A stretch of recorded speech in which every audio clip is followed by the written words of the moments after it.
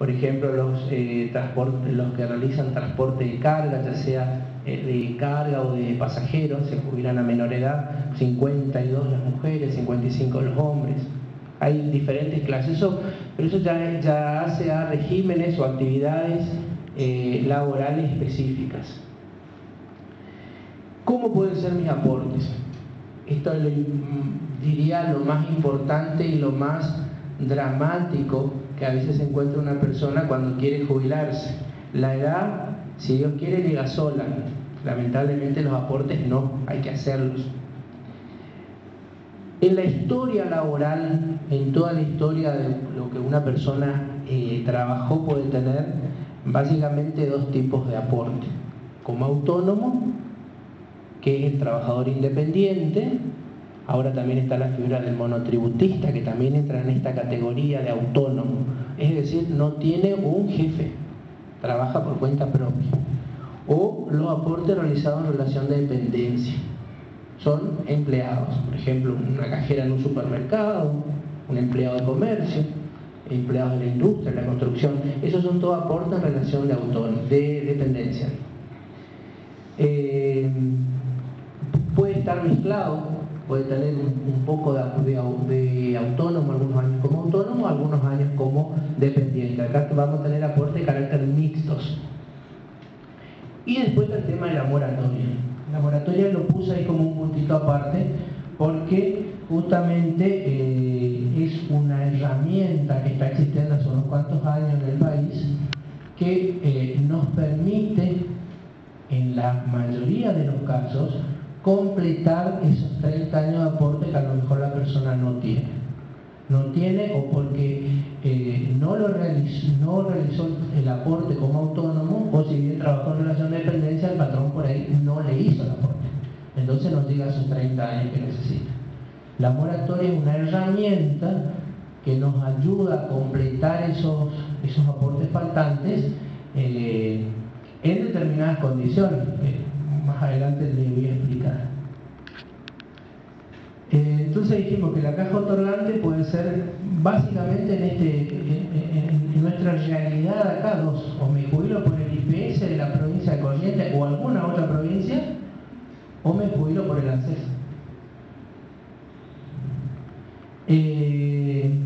Lo que debo ir teniendo en cuenta cuando empieza uno a pensar en jubilarse, a que va llegando el momento de dar ese paso, ¿no? Seguramente tendré que realizar un reconocimiento del servicio. ¿En qué consiste el reconocimiento del servicio?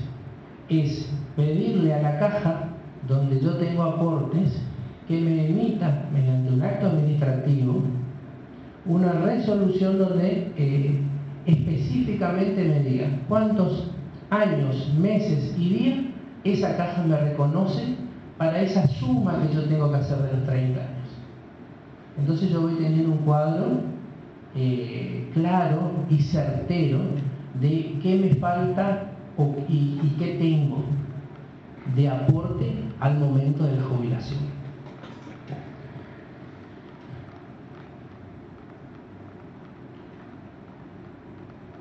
A ver, vamos para atrás. Bueno, ¿cómo puedo ver yo esos aportes? Le dije que existe actualmente lo que llaman SIPA.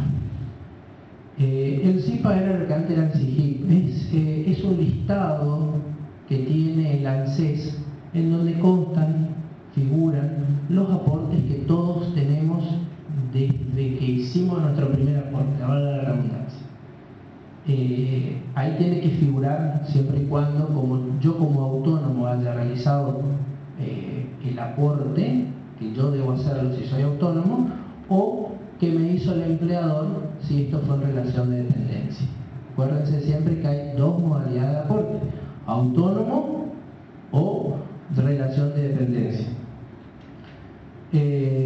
Si no aparecen todos estos aportes, porque puede ser que yo me vaya al ANSES y le pido un listado, y le pregunto cuántos años figura que tengo aportado.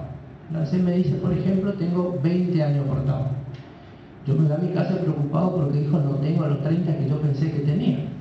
Entonces yo puede ser que tenga documentación en mi poder por ejemplo, recibos de haberes de los años que no me figuran en el listado que me da el ANSES, o puedo hacer intimación, o tengo una certificación de servicio que no esté cargada del ANSES. Entonces, todas esas pruebas documentales que yo pueda reunir, puedo hacer que en el CIPA se impacte en esos periodos.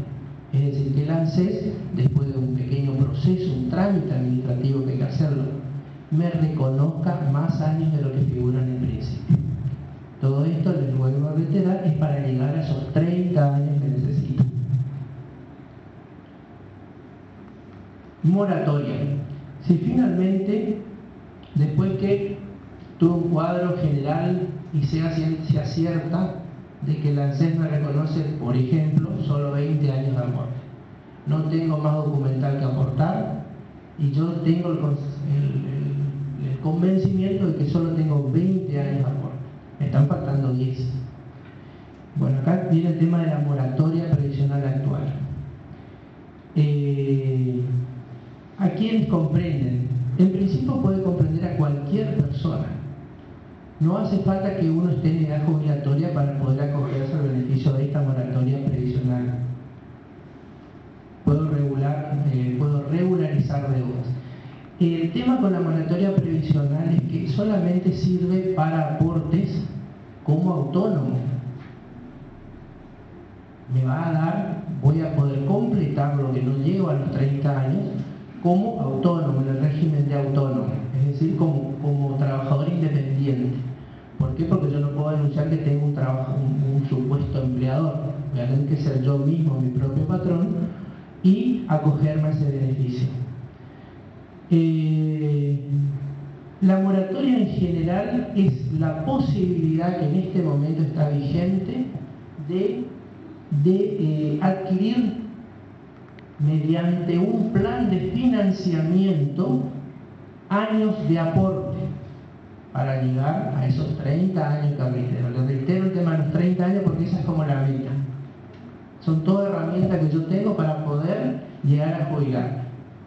Entonces es una manera de financiar y poder pagar actualmente periodos que yo puedo comprar. Hay todo un cuadro bastante complejo que se realiza ante la FIP, es un trámite que se hace ante la FIP, que después se hace ante el ANSES, para que finalmente me reconozcan. Pero en general eso es poder comprar hoy de forma financiada años de aporte y poder computarse después a los 30 años finales que necesito para jubilar.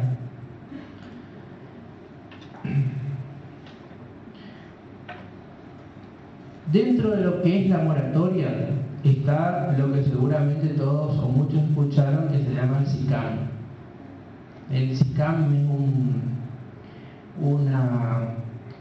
es una herramienta que justamente es la que nos va a posibilitar, la que nos posibilita hacer esa compra financiada de años que me faltan para llegar a lo mínimo de aportes que necesito. SICAM quiere decir Sistema de Información de Contribuyentes Autónomos y Monotributistas. Es una página web que hay que ingresar, que es como que cada uno tenemos ya nuestro SICAM, así como cada uno tenemos el QUIL, aunque no lo sepamos, ya cada uno tenemos nuestro sitio de SICAM. Tenemos que activarlo cuando lo necesitemos. Se activa mediante el pedido de la clave fiscal en el AFIP. Cuando nos da nuestra clave fiscal y generamos nuestro QUIC, tenemos la posibilidad de ingresar a esta herramienta, que es una herramienta web, una herramienta que está en la internet, para hacer para completar lo que le decía de los aportes faltantes. Necesitamos la clave fiscal, tenemos que tener en cuenta si es que ya con anterioridad hemos tenido aportes como autónomo. Si por ejemplo he tenido un kiosco, he facturado como monotributista, por ahí entre la gente es bastante común eso. Y compramos los periodos que les decía.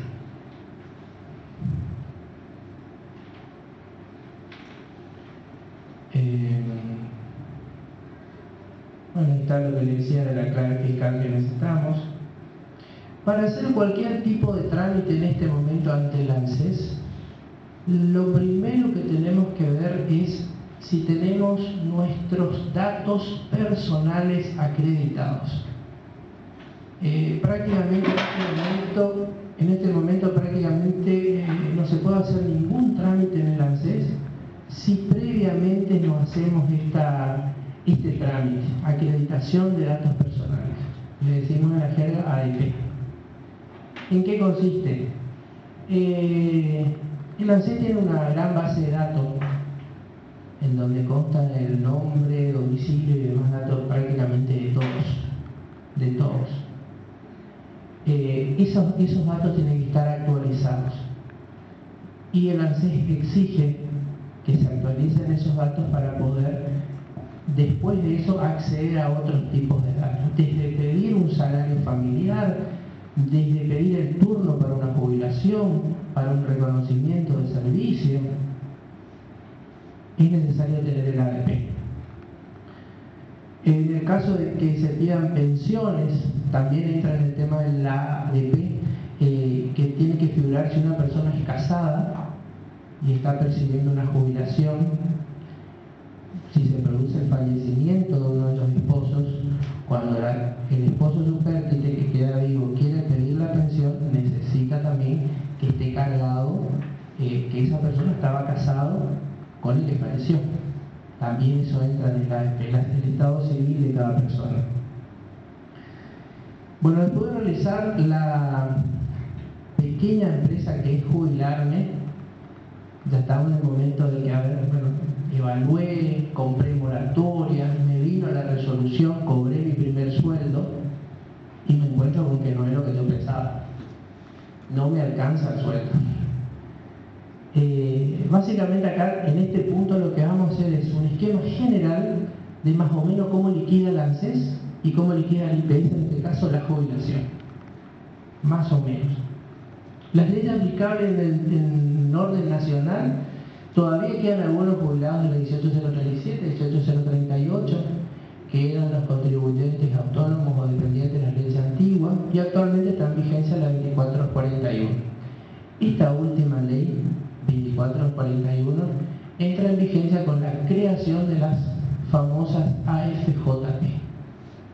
Entonces, acordarán en la época de Menem, con Cavallo, que se crearon las AFJP, en donde, copiando más o menos el modelito que había en Chile, que le venía bien a ellos, se crearon las administradoras de fondos de jubilación y pensiones. Hasta hace un par de años, en donde todo se vino para atrás. Eso por ahí en nuestro país es bastante común. Se hace y después se vuelve a deshacer y se hace de nuevo lo que se hizo antes. Vamos para atrás y para adelante.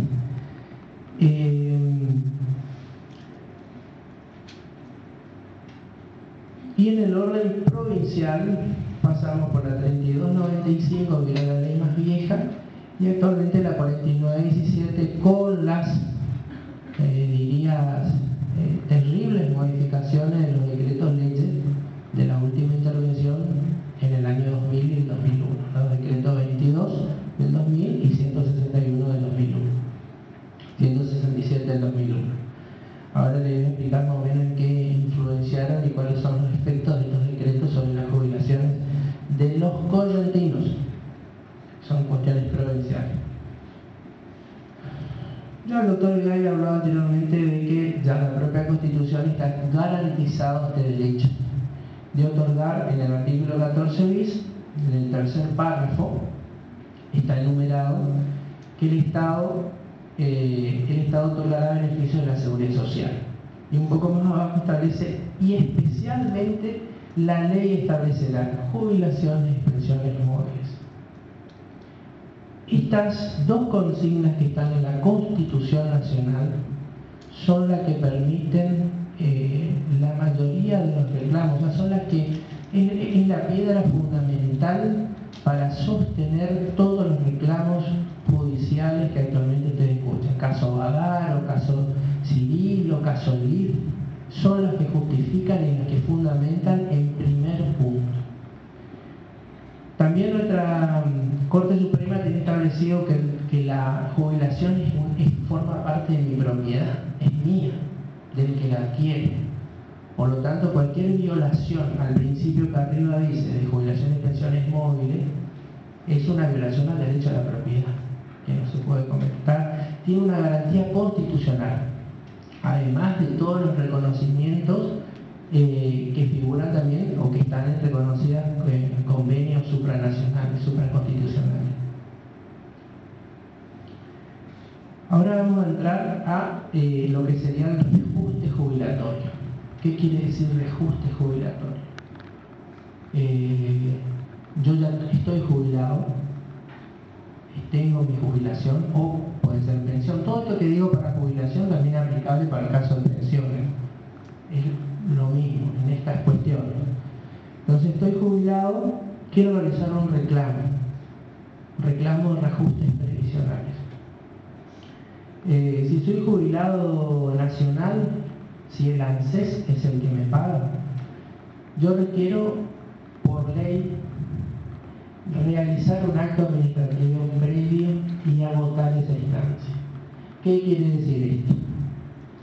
Que necesito primero pedirle, mediante nota, mediante un acto que debería ser informal, pero después le voy a explicar que se volvió totalmente burocrático y lleno de formalismo, pedirle al ANSES que me pague lo que corresponde.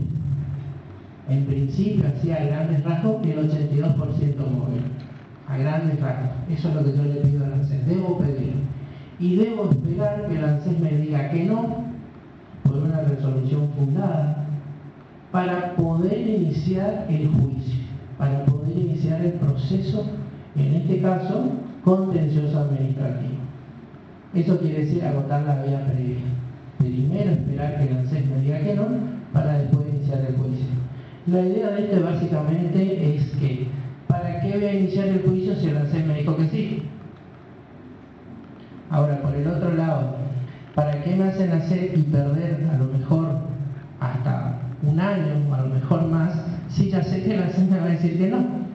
O sea, son estas cosas paradójicas que todavía quedan tanto en la legislación como en la práctica de tribunales. Pero le digo, está en la ley. Necesito ir al ANSES, hacer el turno, hacer la cola a lo mejor a las 5 de la mañana, hacer la acreditación de datos que le decía al principio para poder pedir el turno, presentarme al ANSES, hacer la nota solamente para después esperar en mi casa a los 3, 4 o 6 meses y el ANSES me manda una carta y me diga: señor, le desestimo el reclamo, no tiene derecho. Entonces yo con esa cartita que me manda el ANSES, yo me voy al juzgado federal, le hago un poco gráfico, en realidad me voy a ver a algún profesional que me tiene que representar en un juicio. Pero con eso básicamente yo inicio la demanda contenciosa administrativa, que es un juicio. ¿Qué pido en ese juicio? ¿Qué me va a pedir el abogado? Básicamente estoy pidiendo 3 cosas.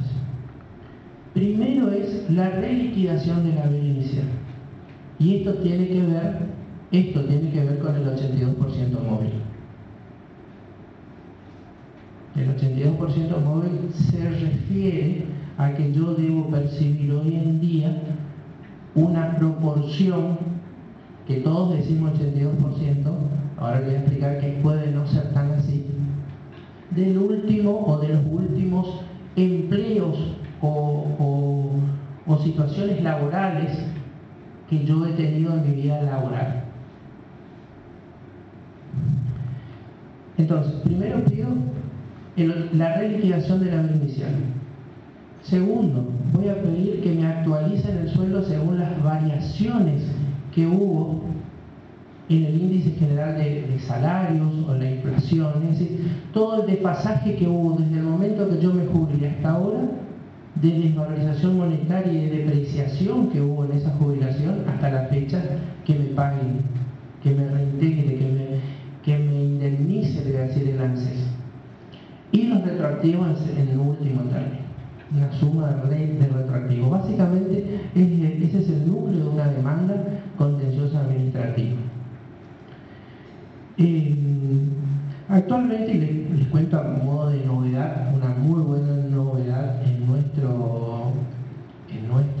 nuestra jurisdicción, están siendo receptados favorablemente los amparos en materia previsional, sola y al único efecto del reajuste por movilidad.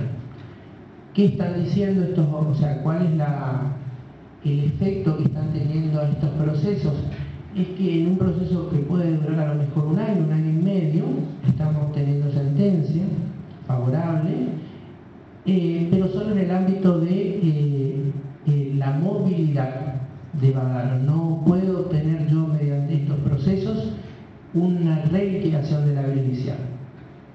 Pero yo sé que el jubilado, si él lo decide así o la situación de él lo exige, puede obtener una recomposición mucho más rápida y no en un proceso que a lo mejor dura muchos años, más de 5 años casi seguro, en un juicio más largo.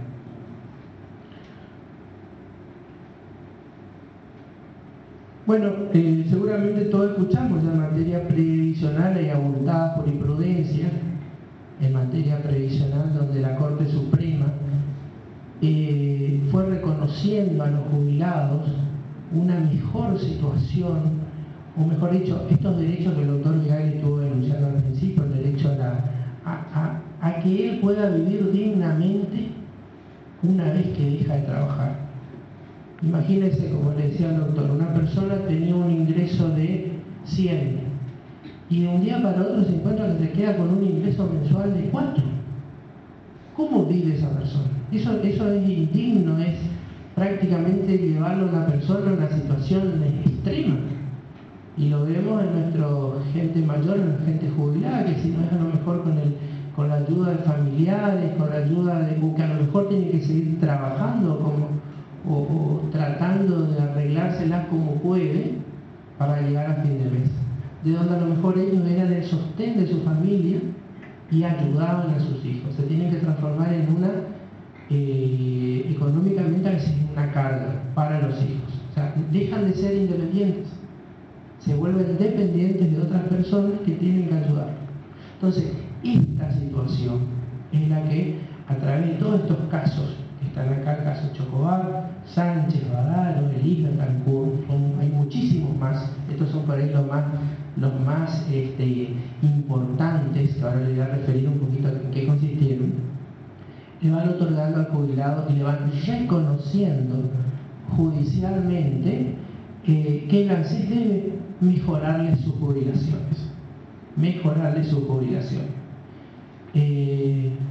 La Corte Suprema, más o menos hasta el año 2004, estuvo muy apegada a lo que es el caso Chocobar Sixto.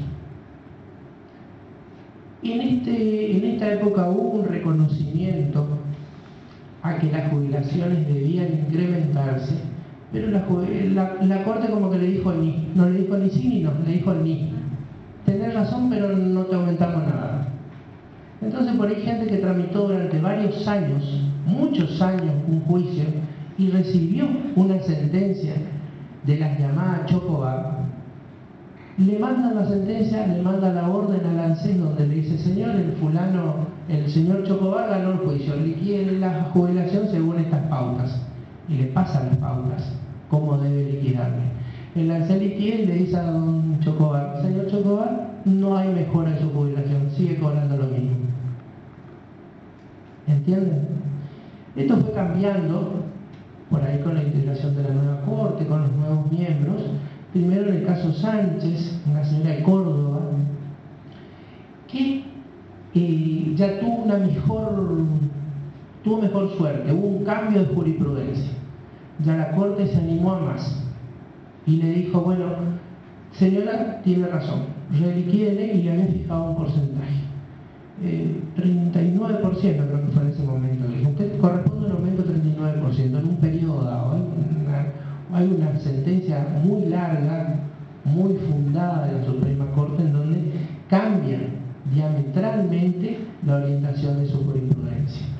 Esto se va más allá todavía con los casos Badaro 1, Badaro 2 del 2007, que es actualmente a lo que llegamos y lo que se está aplicando, que es un pleno reconocimiento de la necesidad de adecuar los haberes previsionales a que sean dignos. Y la Corte dijo una fórmula muy interesante. Dice que tiene que haber una razonable proporcionalidad. ¿Entre qué? Entre el haber de activo y el haber pasivo. Quiere decir la Corte que el haber de jubilación está enganchado con lo que ganaba o lo que gana el activo. Hay un nexo, van enganchados. Sube uno, debe subir el otro. Hay un enganche, una proporción. ¿Cuál es esa proporción? Y ahí nos retrotrae la Corte ya lo que decía nuestra antigua ley, la 18037. Hablaba de que las jubilaciones ordinarias deben guardar esa proporción entre el 70 y el 82%. Eso ya venía en nuestra antigua ley 18037. Fue la primera vez que se consagró el tema del porcentaje, del 82%. El 82% en realidad es el techo. La ley hablaba de entre el 70 y el 82% era lo que debía pagarse al jubilado. ¿De dónde se sacaba ese porcentaje? Y bueno, siempre se tomó en general en cuenta los últimos 10 años. Los últimos 10 años de la vida laboral de una persona. Y ahí venía toda una elaboración, se aplicaban índices, se aplicaban coeficientes de actualización. O sea, el ANSES empezó a ser, antes que existiera el ANSES, ya era la Caja de Industria y Comercio, lo que se llamaba, hablando de qué año, por el 70 más o menos. Ya no vi eso. Y entonces, bueno, la cuestión es que al principio vino bien, se aplicaba bien esa ley. Después empezaron, cuando se hacían cálculos de esas liquidaciones, como algunas se empezaron a disparar y subían, no tenían tope, entonces se empezó a manipular. Y acá viene la actividad del Estado, que para no cumplir con esto que dice la Constitución, jubilaciones móviles, y que deben tener esa proporcionalidad con el sueldo activo, empezaron a manipular coeficientes, empezaron a manipular lo que ahora sería el índice, y empezaron a deprimir esa jubilación. Entonces ahí vino la primera camada de grandes juicios. Después vino la nueva ley. Vamos a avanzar un poquito. Ahí está lo que le decía. Con la 18067, el artículo 49 era el que establecía que tenía que pagarse entre el 70 al 82%. El artículo 53 de esa ley original es la que hablaba de que la movilidad iba a estar establecida por el índice por variación del nivel general de las remuneraciones. Se tomaban 10 cargos testigos y se aplicaba un índice de actualización y un índice de corrección. Bueno, cuando aplicaron estas dos cosas es donde aprovechaban la gente que liquidaba para achatar el monto de las jubilaciones. Después apareció otra ley importante en esto y que se pide también la inconstitucionalidad cuando se tramitan los juicios de reajustes jubilatorios, la 24463, el artículo 7, sobre todo el inciso A. Esta ley es la que seguramente escucharon, de la solidaridad previsional, en donde se establece que la ley, básicamente la ley fue para decir, vamos a darle una movilidad, porque ya la Corte le venía apurando al gobierno con el tema de que había que actualizar las jubilaciones.